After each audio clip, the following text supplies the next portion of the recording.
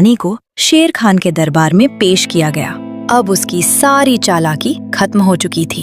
वो डर के मारे कांप रही थी। पूरा दरबार गुस्से से भरा हुआ था। रानी, तुमने एक भोले जानवर की भावनाओं से खेला है। तुमने सिर्फ उसका शिकार नहीं चुराया, तुमने पूरे जंगल के विश्वास को कलंकित किया है। महाराज, मुझसे बहुत बड़ी भूल हो गई, मुझे माफ कर दीजिए।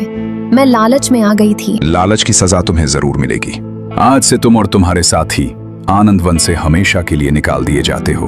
तुम इस जंगल में कभी कदम नहीं रखोगे और अगर कहीं भी नजर आई तो तुम्हें मृत्यु दंड दिया जाएगा। शेर खान के आदेश के साथ ही सैनिकों ने रानी को धक्के मारते हुए जंगल की सीमा के बाहर निकाल दिया। आनंद वन एक बहुत ही विशाल और घना जंगल था, जहाँ ऊंचे ऊंचे पेड़ आसमान को छूते थे, जहाँ नदियाँ मधुर आवाज में बहती थीं और जहाँ तरह तरह के जानवर अपने अपने तरीके से जीवन जीते थे। इसी जंगल में रहता था एक लकड़बग्घा जिसका नाम था कालू। यूं तो लकड़बग्घे अपनी चालाकी और खूंखार स्वभाव के लिए जाने जाते हैं, लेकिन कालू अपनी प्रजाति का सबसे अलग जीव था। वो शरीर से बहुत हट्टा कट्टा और ताकतवर था, लेकिन दिमाग से एकदम सीधा साधा, यानी कि थोड़ा बेवकूफ। उसका दिल बहुत साफ था और यही उसकी सबसे बड़ी कमजोरी थी। कालू एक बहुत ही बेहतरीन शिकारी था। वो घंटों मेहनत करता, अपनी जान जोखिम में डालकर शिकार करता, लेकिन जैसे ही वो शिकार करके बैठता, कोई न कोई चालाक जानवर उसके पास आ जाता। अरे कालू भाई, आज तो मैंने आसमान में चील को कहते सुना, जो लकड़बग्घा आज अपना शिकार दान करेगा वो अगले जन्म में शेर बनेगा। कालू जो बहुत जल्दी बातों में आ जाता था। सच में? अगर ऐसा है तो ये लो मेरा शिकार। और वह अपना सारा शिकार उस भेड़िए को दे देता। कभी कोई जंगली कुत्ता आकर रोने का नाटक करता। कालू भाई,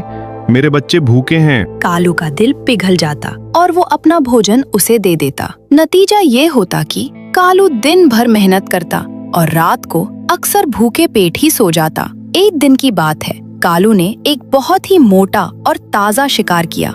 वो उसे खाने ही वाला था। तभी जंगल के कुछ चीते, बाघ और भालू वहाँ आ गए। उन्होंने आपस में इशारा किया और जोर जोर से हंसने लगे। देखो देखो, जंगल का सबसे बड़ा बेवकूफ जा रहा है। अरे इसके पास तो दिमाग ही नहीं है। कल मैंने इसे कहा पेड़ से उल्टा लटक जाओ और ये सच में लटक गया। सब मिलकर बेवकूफ कालू, बेवकूफ कालू। कालू को ये सुनकर बहुत बुरा लगा। उसका दिल टूट गया। उसे समझ नहीं आ रहा था कि उसने किसी का क्या बिगाड़ा है। वो अपना शिकार वहीं छोड़कर एक बड़ी चट्टान के पीछे जाकर बैठ गया और फूट फूट कर रोने लगा। उसी समय वहाँ से एक लोमड़ी गुजर रही थी जिसका नाम था रानी। रानी पूरे आनंद वन में अपनी धूर्तता और चालाकी के लिए मशहूर थी। उसे मेहनत करना बिल्कुल पसंद नहीं था। वो हमेशा इसी सोच में रहती थी कि कैसे बिना मेहनत के किसी और का शिकार हड़प लिया जाए। रानी ने दूर से देखा कि सारे जानवर कालू को चिढ़ा रहे हैं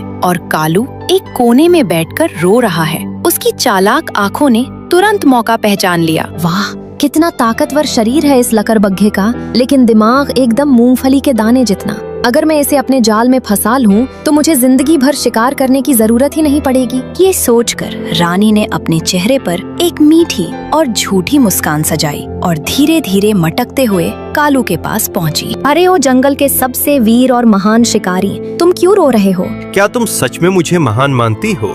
बाकी सब तो मुझे बेवकूफ कहते हैं। वो मेरा शिकार छीन लेते हैं और फिर मेरा मजाक भी उड़ाते हैं। रानी ने धीरे से आह भरी, जैसे उसे कालू की हालत पर बहुत दुख हो रहा हो। अरे